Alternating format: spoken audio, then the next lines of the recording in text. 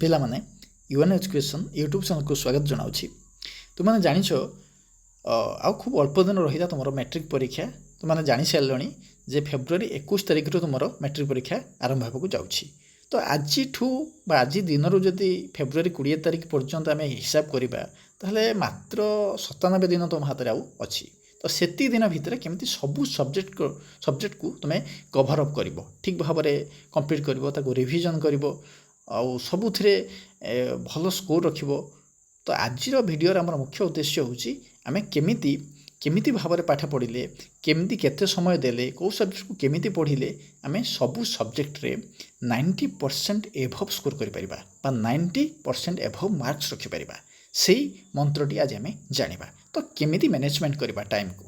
ତ ଆଜି ଆମେ ଆଜିର ଭିଡ଼ିଓ ଜାଣିବା ଓଡ଼ିଆ ତୁମର ଯେଉଁ ରହିଛି ସାହିତ୍ୟ ସିନ୍ଧୁ ପୁସ୍ତକ ରହିଛି, ସେ ଓଡ଼ିଆକୁ କେମିତି ଆମେ ମ୍ୟାନେଜମେଣ୍ଟ କରିବା। ଓଡ଼ିଆ ପୁସ୍ତକର ଯେଉଁ ପାଠ ରହିଛି ଗଦ୍ୟ ହେଉ, ପଦ୍ୟ ହେଉ, ଗଳ୍ପ, ଏକାଙ୍କିକା, ବ୍ୟାକରଣ, ତାକୁ କେମିତି ମ୍ୟାନେଜମେଣ୍ଟ କରିବା, କେତେ ସମୟ ପଢ଼ିବା, ଦିନକୁ କେତେ ସମୟ ଦେବା, କେଉଁ ପାଠକୁ କେତେ ସମୟ ପଢ଼ିବା, କେମିତି ପଢ଼ିବା, ସେସବୁ ଜାଣିଲେ ଆମେ କ'ଣ କରିବା ନା ଆମେ ଭଲ ଭାବରେ ପାଠକୁ କଭର୍ କରିପାରିବା ଏବଂ 90% ଏଭବ୍ ସ୍କୋର୍ କରିପାରିବା।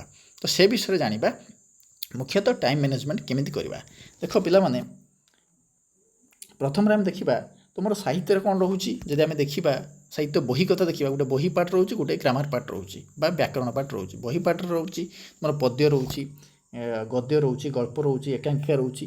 ତୁମେ କ'ଣ କରିବ ନା ଯେଉଁ ପଦ୍ୟ, ଗଦ୍ୟ, ଗଳ୍ପ, ଏକାଙ୍କିକା ରହିଲା ତାକୁ ଗୋଟେ ଦିନକୁ, ମାନେ ପ୍ରତିଦିନ କଥା କୁହାଯାଉଛି ଯେ ଗୋଟେ ଦିନକୁ ତୁମେ ଗଦ୍ୟ, ପଦ୍ୟ, ଗଳ୍ପ ଆଉ ଏକାଙ୍କିକା ପାଇଁ 40 ମିନିଟ୍ ସମୟ ଦେବ।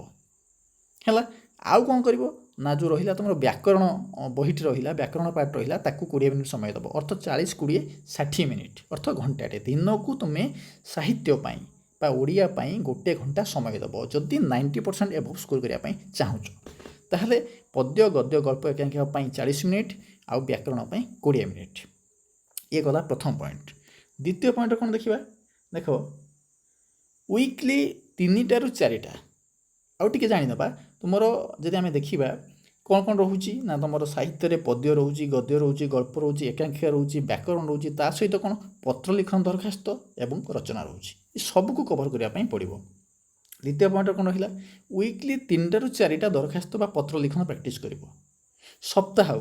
ସପ୍ତାହକୁ 3ରୁ 4ଟା ଦରଖାସ୍ତ, ତୁମର ଦରଖାସ୍ତ ପଡ଼ୁଛି, ପତ୍ର ଲିଖନ ବି ପଡ଼ୁଛି, ଯେଉଁଟାକ 5 ମାର୍କ ରହୁଛି। ଯଦି ଠିକ୍ ଭାବରେ ଲେଖିଦେବ ପୁରା 5 ମାର୍କ ତୁମେ ସେଠି ନେଇ ଆସିପାରିବ। ତ ସପ୍ତାହକୁ 3ରୁ 4ଟା ଦରଖାସ୍ତ ବା ପତ୍ର ଲିଖନ ପ୍ରାକ୍ଟିସ୍ କରିବ। 3 ନମ୍ବର ପଏଣ୍ଟ କ'ଣ ଦେଖ, 3 ନମ୍ବର ପଏଣ୍ଟ ହେଲା ୱିକ୍ଲି 2ଟା ରଚନା ପ୍ରାକ୍ଟିସ୍ କରିବ। ସପ୍ତାହକୁ 3ଟାରୁ 4ଟା ଦରଖାସ୍ତ ବା ପତ୍ର ଲିଖନ ଆଉ ସପ୍ତାହକୁ 2ଟା ରଚନା ପ୍ରାକ୍ଟିସ୍ କରିବ। ରଚନା କେମିତି ଲେଖାଯାଏ ହେଲା।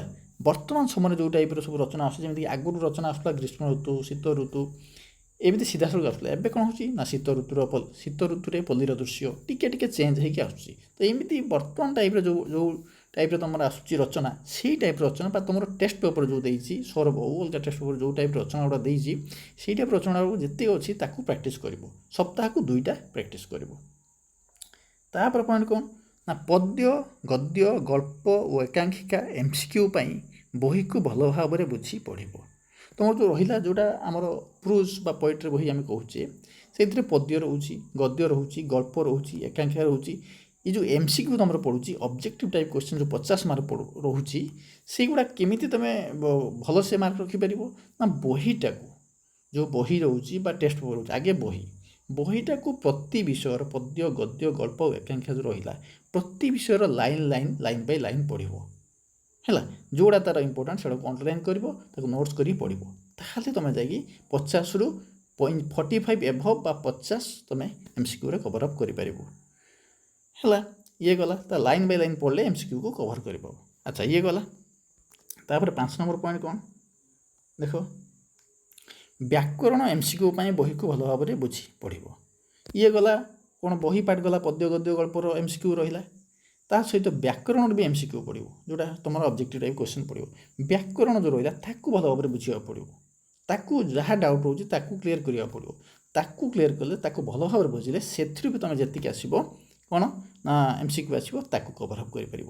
ଯଦି ତୁମେ ମୁଖ୍ୟତଃ 50 ଯେଉଁ ରହିଲା MCQ ରହିଛି, 50ରୁ ଯଦି ତୁମେ 45 ଏଭବ୍ ସେଠୁ ନେଇ ଆସିଲ MCQରୁ, ତାହେଲେ ତୁମେ ସବଜେକ୍ଟିଭରୁ 50ରୁ ଆରାମସେ 30-35 ନେଇ ଆସିବ। ତାପରେ ସେଇଠି ତୁମର 30-35 ଯଦି ନର୍ମାଲ୍ କଥା କୁହାଯାଉଛି, ନହେଲେ ଆହୁରି ଅଧିକ ବି ଆସିପାରିବ। ଯଦି ତୁମର ସବଜେକ୍ଟିଭ୍ କଥା କୁହାଯିବ, ଅକ୍ଷର ସୁନ୍ଦର ଥିବ, ଲେଖା ଠିକ୍ ଥିବ, ଥିମ୍ ଥିବ, ନିଜ ଭାଷାରେ ଲେଖିଥିବ, ତାହେଲେ ସେଠି ବି ଭଲ ମାର୍କ ନେଇ ଆସିପାରିବ। ଯେଉଁଟାକି ପତ୍ର ଲିଖନ ରହିଛି ବା ଦରଖାସ୍ତ ରହିଛି ବା ସରଳାର୍ଥ ରହିଛି, ସେଇଟା ଯଦି ଭଲସେ ଲେଖିବ ପୁରା ଫୁଲ୍ ମାର୍କ 5ରୁ 5 ବି ପାଇପାରିବ। ଇଏ ଗଲା। ତାପରେ କ'ଣ ଦେଖିବା 6 ନମ୍ବର ପଏଣ୍ଟ, ସରଳାର୍ଥ ଓ ଦୀର୍ଘ ଉତ୍ତରମୂଳକ ପ୍ରଶ୍ନ ପାଇଁ ସାରାଂଶକୁ ବୁଝିବ। ତୁମର ଯେଉଁ ବହିରେ ରହୁଛି ସରଳାର୍ଥ ରହୁଛି, 100 ପ୍ରସଙ୍ଗ ସରଳାର୍ଥ ଲେଖ 5 ମାର୍କିଆ ପଡ଼ିବ। ଦୀର୍ଘ ଉତ୍ତରମୂଳକ ପ୍ରଶ୍ନ ପାଇଁ ଯେଉଁ ରହୁଛି 5 ମାର୍କ ରହୁଛି। ଏଗୁଡ଼ା କ'ଣ ହେବ ନା ତୁମ ବହିଟାକୁ ଭଲ ଭାବରେ ବୁଝିବାକୁ ପଡ଼ିବ। ବହି ଯେତେବେଳେ ସ୍କୁଲରେ ପଢ଼ାଯାଉଛି, ତା ବିଷୟଟାକୁ ବିଷୟର ସାରାଂଶକୁ ଯଦି ଭଲ ଭାବରେ ବୁଝିଥିବ, ତାହେଲେ ସରଳାର୍ଥ ଆଉ ଦୀର୍ଘ ଉତ୍ତରମୂଳକ ପ୍ରଶ୍ନର ଉତ୍ତର ତୁମେ ଠିକ୍ ଭାବରେ ଲେଖିପାରିବ। ଏଇଟା ଉପରେ ଗୁରୁତ୍ୱ ଦେବ। ତାପରେ 7 ନମ୍ବର ପଏଣ୍ଟ କ'ଣ ନା ଗୋଟିଏ ବିଷୟ ସମ୍ପୂର୍ଣ୍ଣ ଭାବେ ଶେଷ କରିବା ପରେ ଯାଇ ଅନ୍ୟ ଏକ ବିଷୟକୁ ପଢ଼ା ଆରମ୍ଭ କରିବ। ଯେତେବେଳେ ତୁମେ ଗୋଟେ ବିଷୟ ପଢ଼ୁଛ, ମନେକର ତୁମେ ପଢ଼ୁଛ ବନ୍ଦେ ଉତ୍କଳ ଜନନୀ ସାହିତ୍ୟ ସିନ୍ଧୁର ପ୍ରଥମ ପଦ୍ୟ, ତାକୁ ତାର ଯେଉଁ ସରଳାର୍ଥ ରହିଲା, ଦୀର୍ଘ ଉତ୍ତରମୂଳକ ରହିଲା, ତାର ଯେଉଁ MCQ ରହିଲା, ସେ ସବୁକୁ ଗୋଟେ ବିଷୟ ପୁରା ଥୋରୋଲି କମ୍ପ୍ଲିଟ୍ ହେଲା ପରେ ତାପରେ ଦ୍ୱିତୀୟ ବିଷୟ ଯେଉଁ ଭୀମଙ୍କ ସିଂହନାଦର ଅଡ଼ି ଅଛି, ଦ୍ୱିତୀୟ ବିଷୟକୁ ତୁମେ ଯିବ। କିନ୍ତୁ ତା ପୂର୍ବରୁ ଖଣ୍ଡିଆ କରିକି ଯିବ ନାହିଁ। ସେମିତି ହେଲେ ଅସୁବିଧା ହେବ। ତ ଇଏ ଥିଲା, ଯଦି ଏଇ ଭାବରେ ତୁମେ ମାନେ ପ୍ରାକ୍ଟିସ୍ କରୁଛ, ଏଇ ଭାବରେ ଟାଇମ୍କୁ ମ୍ୟାନେଜମେଣ୍ଟ କରୁଛ, ଏଇ ଭାବରେ ସମୟ ଦେଉଛ, ଏଇଭଳି ପ୍ରାକ୍ଟିସ୍ କରୁଛ, ଲେଖା ସହିତ ପଢ଼ା ପ୍ରାକ୍ଟିସ୍ କରୁଛ, ତାହେଲେ ନିଶ୍ଚିତ ଭାବରେ ତୁମେ ସାହିତ୍ୟରେ ହେଲା ନିଶ୍ଚିତ ଭାବରେ 90% ଏଭବ୍ ତୁମେ ମାର୍କସ୍ ଆଣିପାରିବ ବୋର୍ଡ଼ ପରୀକ୍ଷାରେ। ତ ଏଥିପ୍ରତି ଧ୍ୟାନ ଦେବ। ତ ଆଜି ପାଇଁ ଏତିକି ରଖିବା। ପୁଣି ପରବର୍ତ୍ତୀ ଭିଡ଼ିଓରେ ଆମେ ନେଇ ଆସିବା ଯେ 10ମ ଶ୍ରେଣୀରେ ବର୍ତ୍ତମାନ ଯେଉଁ ବୋର୍ଡ଼ ପରୀକ୍ଷା ହେବାକୁ ଯାଉଛି, ତାର କ୍ୱେଶ୍ଚନ୍ ପ୍ୟାଟର୍ନ କେମିତି ଆସିବ, କ୍ୱେଶ୍ଚନ୍ ପ୍ୟାଟର୍ନ କେମିତି ଆସିବ, ସେ କ୍ୱେଶ୍ଚନ୍ କେତୋଟି ଆସିବ, ସେ କ୍ୱେଶ୍ଚନ୍ କେଉଁ କ୍ୱେଶ୍ଚନ୍କୁ ଆଗେ କରିବ, କେଉଁ କ୍ୱେଶ୍ଚନ୍କୁ ପଛରେ କରିବ, କେଉଁଟା ଇଜି କେଉଁଟା ଡିଫିକଲ୍ଟ, କେମିତି ଲେଖିବ, ସେ ବିଷୟରେ ଡିଟେଲରେ ଆମେ ପରବର୍ତ୍ତୀ ଭିଡ଼ିଓରେ ଜାଣିବା। ଯଦି ଜାଣିବା ପାଇଁ ଚାହୁଁଛ କମେଣ୍ଟ ବକ୍ସରେ କମେଣ୍ଟ କରିବ। ଆଜି ପାଇଁ ଏତିକି ରହୁଛି। ଧନ୍ୟବାଦ। Thanks for watching.